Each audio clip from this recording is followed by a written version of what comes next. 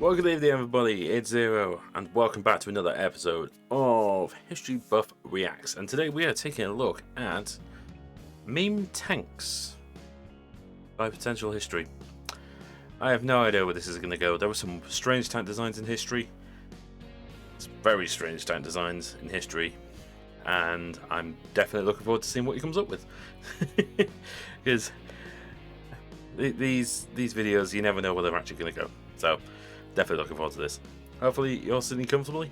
Here we go.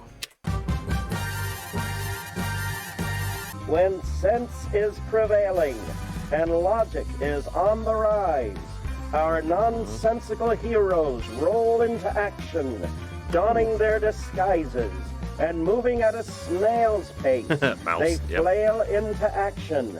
They are the meme tanks. Huh. Interesting intro.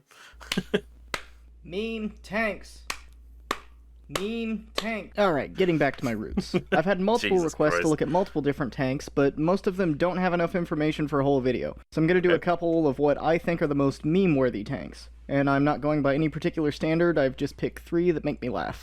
What is that? What the fuck is that? This first one isn't technically a separate This has some tank. history. It's actually just a Panther in a costume, but the story behind it is pretty funny. In 1944, in the lead-up to Operation Watch on the Rhine, that would come to be known as the Battle of the Bulge, Adolf Hitler ordered the creation of a special German commando unit that was to use Allied uniforms and equipment to impersonate American soldiers and cause confusion behind the lines via switching around road signs and other various forms of sabotage. Yeah, this commando unit from the Reich was not particularly useful. He might mention that, I don't know. But they weren't particularly good at it because they were deployed very late in the war. So they had very little in the way of equipment, supplies, or I think by the end of it, any sort of sense of direction. So, yeah, it didn't go too well. He might bring it up. We'll see. The specifics of this operation, known as Operation Grief, or Griffin in German, were the brainchild of SS Commando Otto Skürzni. Look at that guy. Holy crap. You won't want to be caught down the back alley with him. Wow. For this, he requested thousands of English-speaking German soldiers, along with uniforms and hundreds of captured Allied vehicles. However, he only received a fraction of the English-speaking soldiers he requested, and only a fraction of those could put on a convincing American accent. He also only got a handful of vehicles out of the numbers he requested, including only 2 M4 Shermans that were in a state of disrepair. To remedy this problem, Skürzni opted to disguise around 10 Panther Gs as American M10 tank destroyers called the Ersatz, or False Panther. At least I think that's what that means. Yeah, I don't think Ersatz quite translates into false. Because false in German is falsch. I think Ersatz is something like, if I remember correctly, it's something like, isn't it like replace or something? Ersatz, replace. I think that's right. Anyway, I could be wrong. Any of my German-speaking audience tell me off or correct me on that one because I'm not 100% sure. But yeah, trying to hide Panthers as M10 tank destroyers.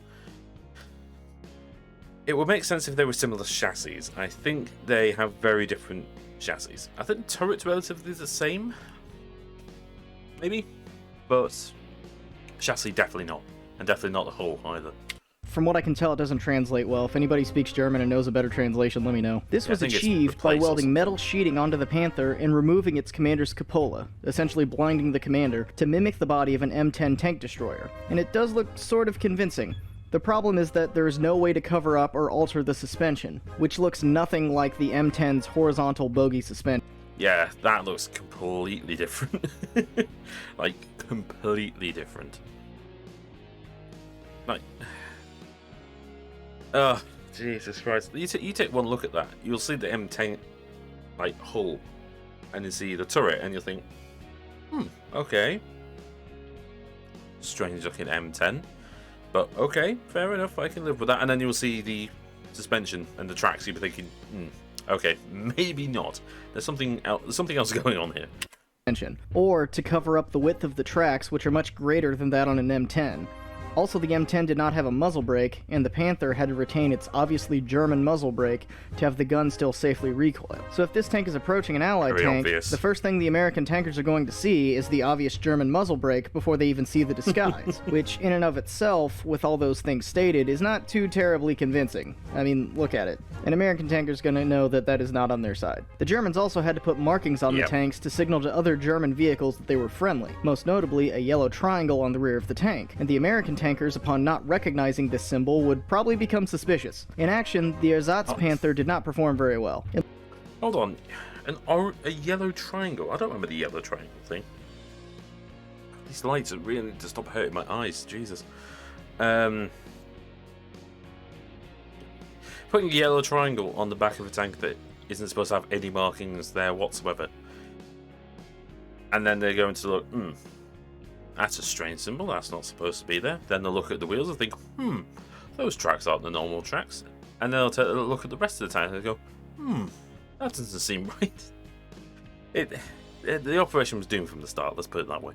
In less than 2 days, the attack bogged down before they could capture any of their objectives, 2 days. due to the 1st SS not linking up with them at their starting point. After this, Skorzenny made a request that the unit operate as a normal Panzer brigade, essentially abandoning the mission, and 5 of the Panther M10s were destroyed before the operation concluded. Skorzenny's deception unit, though, was able to cause some confusion behind the enemy lines, and a few friendly fire incidents between American soldiers. So his deceptive operations were not a complete failure, but this Panther nonsense definitely was. And now it only really lives on as one of those stupid premium tanks in World of Tanks. Doesn't even do anything, it's just a Panther reskin. And in the real world, no M10 Panthers survive to this day.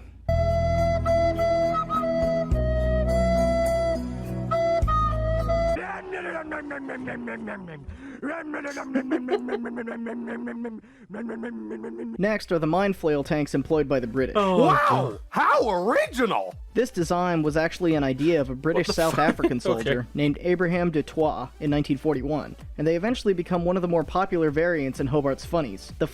These things are actually, I think they proved themselves to be quite useful, actually. Like, they did actually work, but they looked really weird. Flails were initially put onto Matilda II tanks and used in North Africa to some success. On the Matilda, the flail was powered by a separate engine housed in a box on the side of the hull that was operated by an additional crew member from within the box.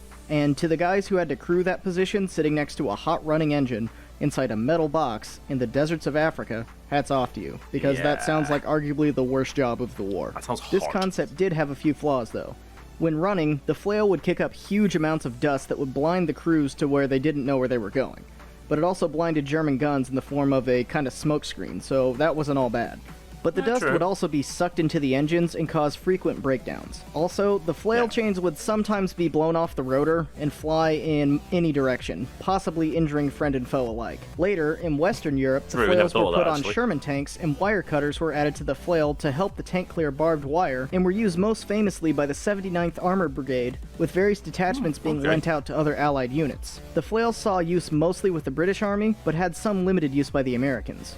But now I'm sure you're wondering why I would call this a meme tank, because it was objectively fairly successful, and it's honestly because I can't look at this thing in action without laughing. I mean, this is the definition of, hey, if it works, just because of how stupid it looks, and every time I see it, I always picture this.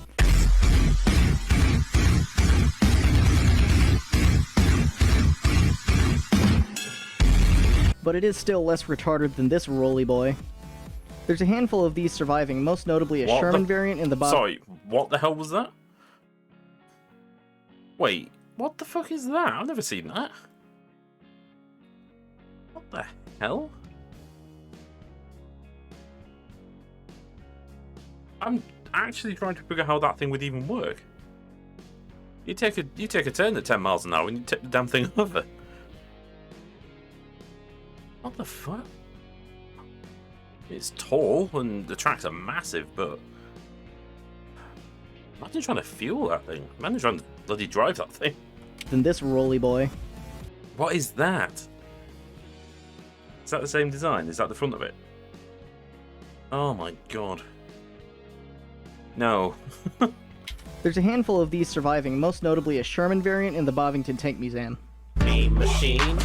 Meme machine. Yeah, I'm a motherfucker. Yeah, this is what you came for. The be-all, end-all meme machine. The mouse is what you get when you follow the German-Soviet heavy tank dick measuring contest to Hitler's overcompensating conclusion. This massive, nearly 200-ton vehicle was what was supposed to come after the Tiger II before super heavy tank production was halted by Speer. The prototypes that were created are a testament to Hitler's mentality that the size of that thing. Is massive. But then it was meant to be, and it was also meant to be borderline impenetrable, so I can't complain too much. Well, the manufacturers go because of how much resource it took, and the people dealing with the fuel, because that thing isn't going to be cheap to fuel. That large mobile steel bunkers would change Germany's fortunes in the war. His opinions were most likely colored by his experiences of the first implementation of tanks by the British in World War I that he came into contact with firsthand. So put into the context of Hitler's experience, this tank makes a lot of sense, but in the context of the reality of World War II, which was a very mobile combined arms war, where Germany no longer had air superiority, it makes absolutely no sense. In reality, if deployed, this thing would be a large, slow-moving target and easy pickings for Allied fighter bombers, or something that ground troops could just maneuver around. I think an apt metaphor would be the fat kid on the playground getting into a fight. Sure, he can take a lot of punches, and he can throw a punch pretty hard, but all the other kids could just run away from him or throw rocks at him from the top of the jungle gym. And what's he gonna do then, if he can neither run nor climb? There is one mouse prototype that survived the war. It's actually the turret of one prototype in the hull of another that was captured by the Russians and resides near Moscow.